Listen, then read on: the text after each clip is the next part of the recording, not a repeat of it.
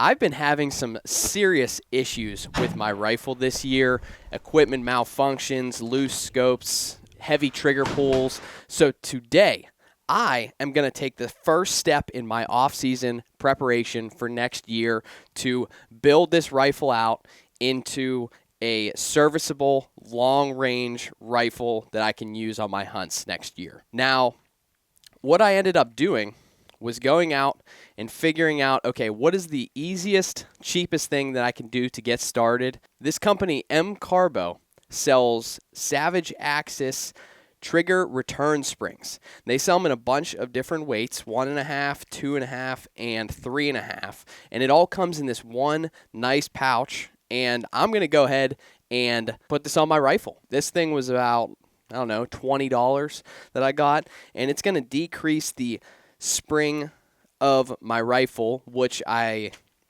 found out is probably right around 6 pounds. This is going to take it down to 1.5 pounds. So that's the first step in my sort of build out redesign of my rifle. And I've never done anything like this before, so we're going to kind of work through it together. I've watched a couple videos trying to figure out, what exactly it is that I need to do. So I'm going to go ahead and start taking this apart right now. Now, the first thing we want to do is make sure that it's completely unloaded. So what we're going to do is we're going to take out the magazine, bring the bolt back, check the barrel, check the bolt. That is unloaded. All right. Now, the first step in this process of taking it apart is we're going to loosen these two bolts up right here. So this is a longer bolt. Loosen that up. And this is a shorter bolt. Loosen that up right there. Now, once I take that off, I'm going to take these screws out. Then, take the trigger housing off and take the barrel off. So now we just have the stock. Now, the specific spring that we're looking to replace is this one right here. This is the spring that is really, really heavy. So whenever you pull this trigger, it takes a lot of weight to pull it. Take it off safe. Takes a lot of weight to pull that back. I don't have a trigger measuring system, but what I've seen is it's right around 6 pounds. Now, next thing we're going to need to do is we're going to need to push this bolt up and make sure that we have access to this screw right here. And in order to do that, we are going to scrape off this wax right here. Now, there's a little bit of wax that's holding these in place, so we're just going to scrape it off with a knife. Make sure we're not damaging any of the metal or anything. Now, keep in mind this may void any factory warranty you might have. And in order to take this spring off, we have to get this C-clamp out of here. And you got to be very careful because this thing's on here pretty tight. So you want to make sure it's not going to fly away, which we get it off right there nice and easily. Now, you can see right here that there's a lot of wiggle in this trigger. Now, this nice thing about this kit is that it comes with shims to put on each side so that you're not going to have this trigger wheel anymore. So not only is it going to be lighter to pull, it's also not going to wiggle side to side as much, so all of your energy is going to be going into the actual pull itself. Now, to take this out, we need to pop this pin. You want to make sure it's not, you want to hold on to this trigger so it's nice and loose, and you can kind of wiggle it out of there.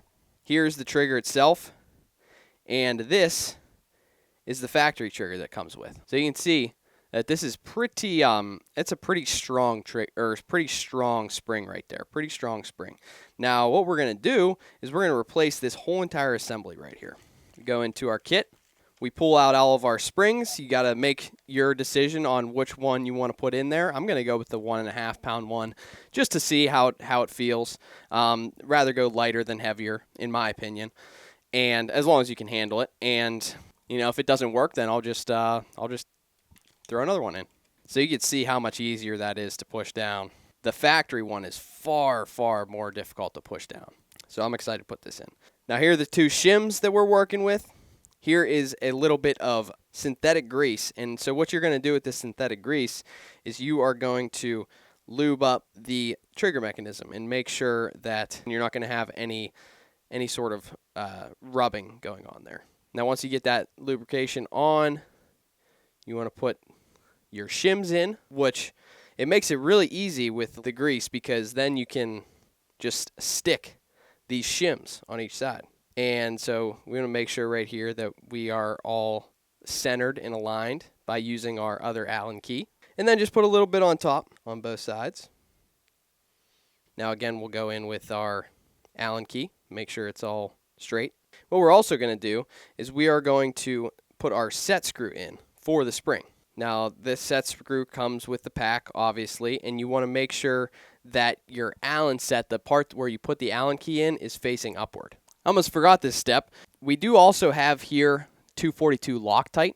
So we're going to put that on here because I learned my lesson with my scope that you're always going to want to put Loctite on any sort of screw that might be wiggling around in there.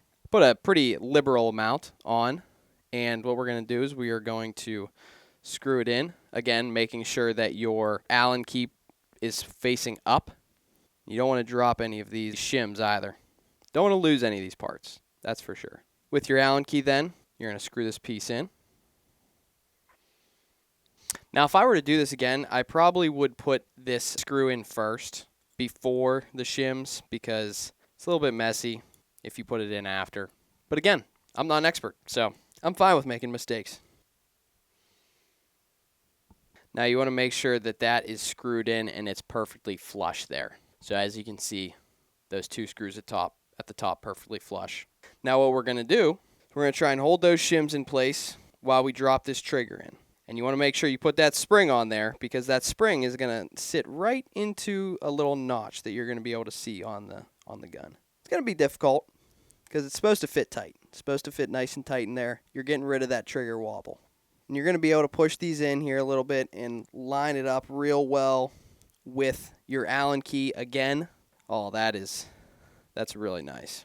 Much lighter, much easier to pull. So once you have these shims lined up, that's whenever you're going to bring your pin back in.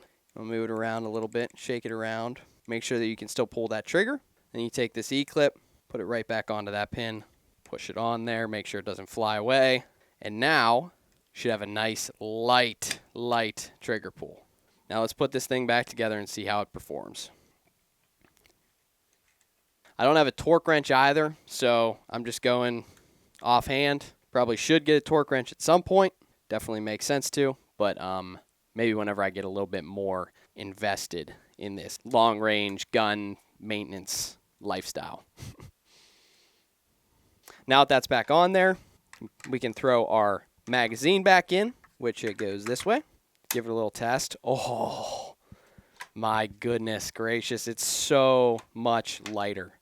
That is incredible. Oh, I remember beforehand whenever it had the factory spring, it was whenever you were sitting there and pulling it almost like hurt your finger. It was so hard to pull. So now that it's nice and light and easy to pull back, whew, that is gorgeous. Absolutely amazing. Super smooth. No side to side wiggle really at all. And it's very, very smooth to pull back. Oh, that's awesome. All right, perfect. Well, that is how you replace your spring for your trigger return spring.